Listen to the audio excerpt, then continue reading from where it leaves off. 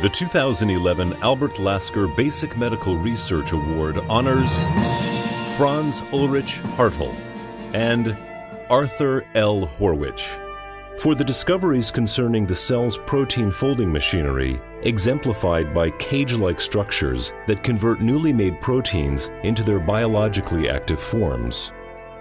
I think what Hartl and Horwich did is to really show that in this pathway of protein folding, that there is a little container in the cell. So what they discovered is really stunning in its simplicity and beauty. Their findings made people think in a different way. And that's what science is all about. When Christian Anfinsen demonstrated that proteins in vitro contained all the necessary information to fold into their functional form, it was assumed proteins in cells folded unaided.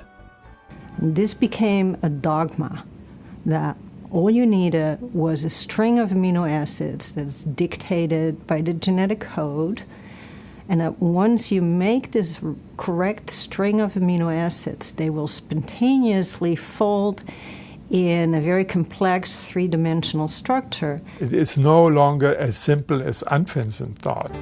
In the late 1980s, Horwich and Hartl are both investigating the process of proteins entering the mitochondria of the cell. For this transport, the protein chain had to be unfolded.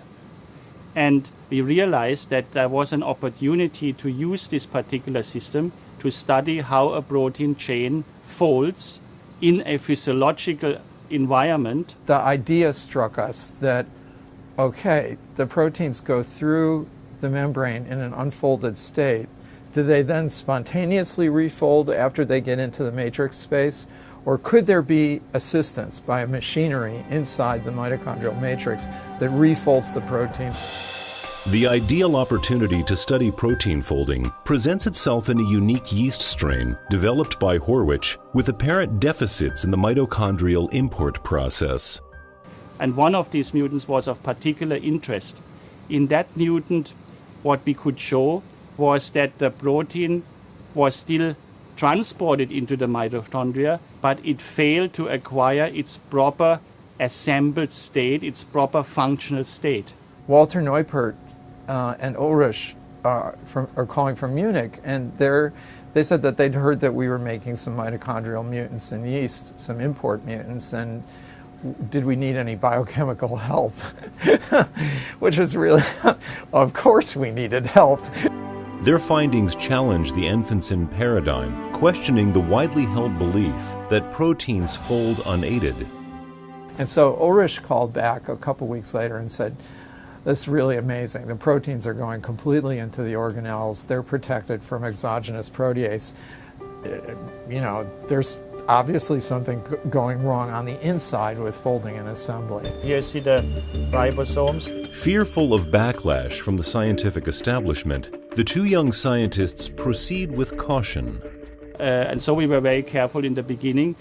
This was also because there was considerable resistance against the idea that the chain folding of a protein would require a cellular machinery.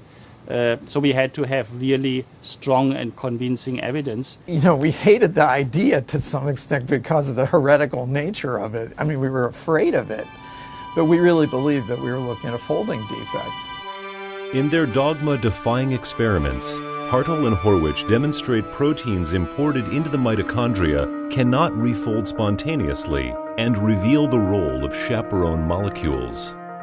The GROEL and the GROES form the cage. The GROES is the lid, and the GROEL is the vessel. But only when the lid binds does the vessel expand and allow the protein chain to fold inside this space. The vessel captures the protein, this is important, by itself exposing sticky surfaces. It's like a fly trap. It has a hydrophobic sticky surface, and that's where the partially folded molecule will be captured. After a few seconds, the GROES opens up and the folded protein comes out in its glorious shape and can fulfill its biological role in the cell. And Ulrich showed that unless you use this chamber, you don't get to the native state. Horwich, in collaboration with the late Paul Sigler, generates pictures at atomic resolution, which elucidate details of the chaperone molecule's reaction mechanism. The question was, what did a folding chamber look like? So what did the bullet actually look like? So in '97, it was possible to look at the structure of a GRO-EL-GRO-ES complex at high resolution crystallographically. And what we saw was astonishing. We saw that all the hydrophobic surface that had been involved with initially binding the non-native protein had moved away from the cavity. So now what we're looking at here are GRO-EL, GRO-ES complexes. You have this bullet shape, and this is really beautiful images. We had finally gotten a decent crystal, which was just stunned the hell out of all of us. Hartl and Horwich have revealed one of the most fundamental processes in biology, a protein folding machine which converts proteins into their three-dimensional active form. And I think both Hartl and Horwich are good examples of people who will use any method to get to the answers to their questions. And so, piece by piece, all of our labs sort of worked toward that end of understanding how that worked. We were at the right place at the right time to do some really crucial experiments that changed the paradigm. I think it's these quantum leaps which accelerates knowledge and science, and this is one of the quantum leaps.